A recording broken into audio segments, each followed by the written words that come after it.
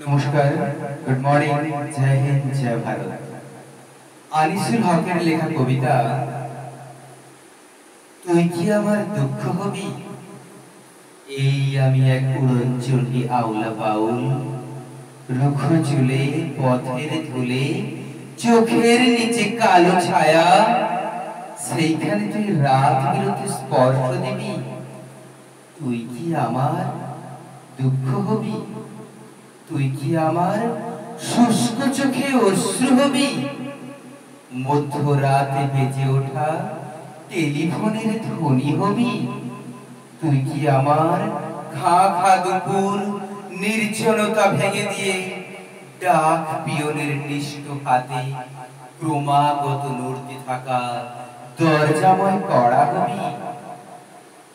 একটি নীলাভ এনভেলাপে পুরে রাখা কেমন যেন বিষাদ হবি। তুই কি আমার শূন্য বুকে দীর্ঘশ্বাসের বকুল হবি। নরম হাতের ছোঁয়া হবি। একটুখানি কষ্ট দিবি। নিজের ঠোঁট কামড়ে ধরা রোদন হবি। একটুখানি কষ্ট দিবি।